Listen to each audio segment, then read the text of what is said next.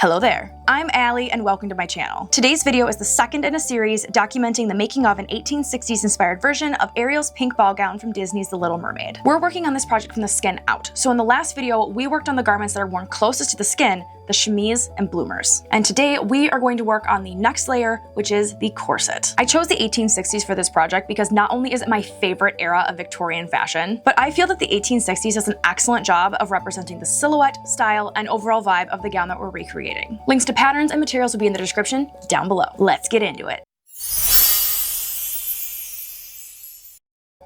This corset is made from a white cotton coutil and a lavender blue silk charmeuse using an 1860s gored corset pattern from Redthreaded on Etsy. I cut the coutil out flush with the pattern, but for the silk I left about 1/4 inch of space around the edges of each piece to give some wiggle room when I line the two layers up to flatline the pieces together. All the markings for boning channels, registration marks, and seam allowance were marked on the coutil layer only. I used a heat erasable pen for the seam lines, a regular pencil to mark the boning channels, and a blue pencil for registration marks to make it easy to tell what was what while assembling. I lined up the two fabrics for each piece with wrong sides together and used binding clips to keep things from shifting. I used pins as minimally as possible for this project because I used a real silk satin charmeuse for the outside of the corset, and pins could actually damage the delicate fabric and leave behind permanent pinholes. The act of lining up the fabrics was tricky and nerve-wracking because the silk frays really easily and shifted around a lot, so I was trying to handle it as little as possible before I could get the edges finished. I basted the fabrics together by machine, right on top of the seam allowance lines. I gave each piece a good press with steam after basting to smooth out any weird spots where the silk may have shifted and erase the seam allowance lines. I finished all the edges with my serger, which is definitely not historically accurate, but I debated using the extra silk to self-bind the edges, but decided that serging would hold up better long term.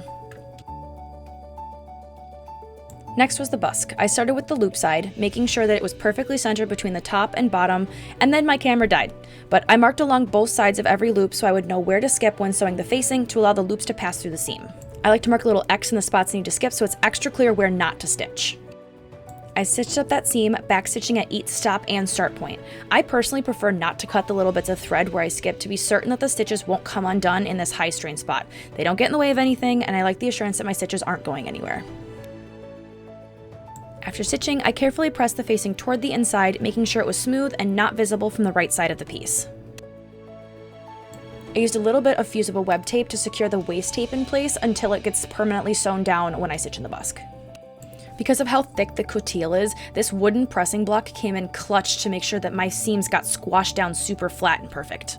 Now the busk slides beautifully into those holes in the seam. Well, mostly beautifully. It doesn't like to stay super securely, so there was a lot of futzing and messing with it until I could get it over to the machine to secure it down permanently.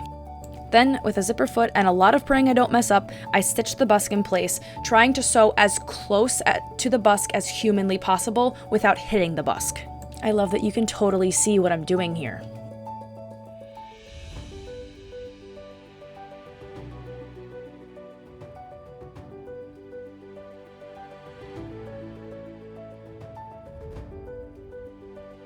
Now the pin side of the busk. I stitched the facing on normally, no skipping needed, and then I lined the two front pieces up to be as close to perfect as humanly possible.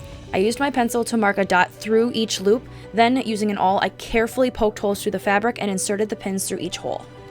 Did you know that there is a right and wrong way to put this side of the busk in? I didn't, and I messed it up the first time, but I was in denial that it was goofed, so I left it until I made another goof down the line that resulted in me having to redo this entire side of the corset.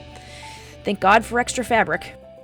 Next, I stay stitched 1/8 inch away from either side of the slash line for the bust gores, then very carefully cut the slash open between the stay stitching lines with scissors. I pressed each side of that slash in along the stay stitching lines, burning my fingers several times in the process.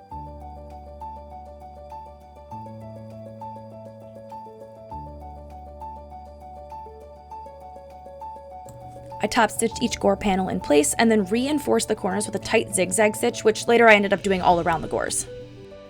On to boning channels. I used a bunch of 1.5 inch wide strips of cotton muslin to make 1/2 inch wide folded boning channels.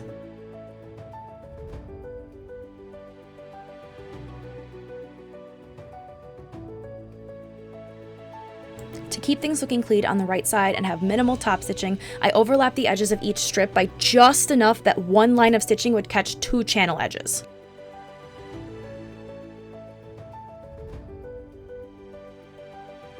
Once all of the boning channels that did not extend into the hip panel were done, I stitched up the side seam and pressed it, then trimmed half the seam down, pressed the other side over to cover the raw edge, and top stitched the seam in place.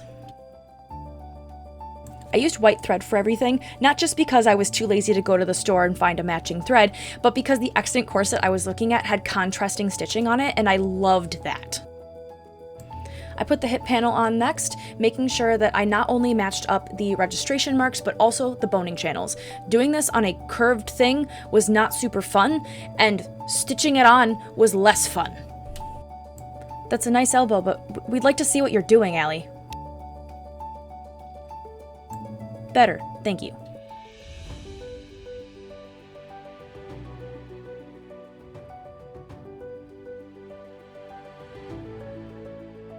I pressed the seam open, then up after trimming the top half of the seam down to 1/4 inch to reduce bulk.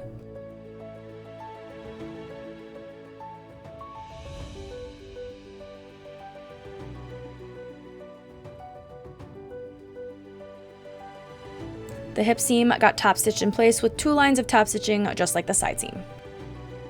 Look at all of that beautiful stitching. I stitched on the last boning channels, which are sewn right over the waist tape to secure it in place. I pressed the lacing panels in half, wrong sides together, then stitch up the boning channels that run on either side of the lacing holes.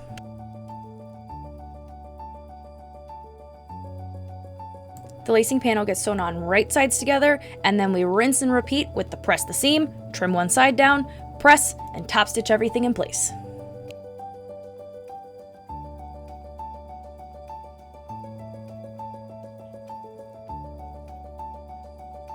I use my awl to make the holes for the metal grommets, and I like to guide the grommet on while the awl is still in the fabric. It makes it easier to insert. I inserted the bones before I sewed on the top binding, but the footage of that apparently went to Narnia. I used flat spring steel bones for the majority of my boning, with the exception of the 4 boning channels on either side that extend into the hip panel. Since those need to be flexible, I used spiral steel bones. I made the bias binding from my silk, secured it first by machine, then hand sewed it down with a whip stitch on the inside. I used a little bit of white embroidery floss in a crisscross woven kind of pattern design for the flossing. Flossing's a type of embroidery that keeps corset bones in place so they don't wiggle and flip and all kinds of stuff all over the place.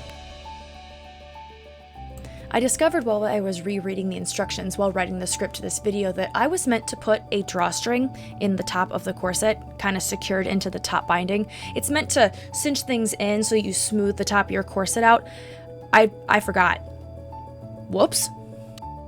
Several of the extant corsets I was looking at had these hooks on them where it would keep the petticoats down and you could loop your lacing underneath it. I put one on mine for my lacing, and I just used a big covered hook from Joann Fabrics.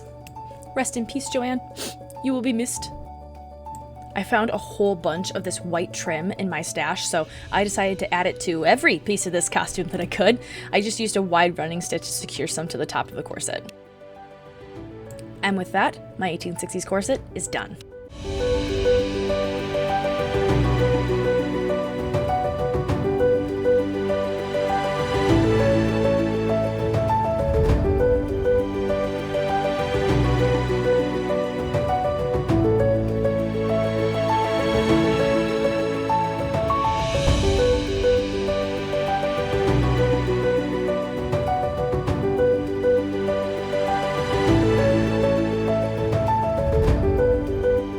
Thank you so much for watching. If you enjoyed this video, please like, drop a comment, and consider subscribing if you want to see more from me. Don't forget to click the notification bell so that YouTube lets you know every time I upload for this project or future projects. I hope you all have a wonderful day, and I'll see you all next time. Bye!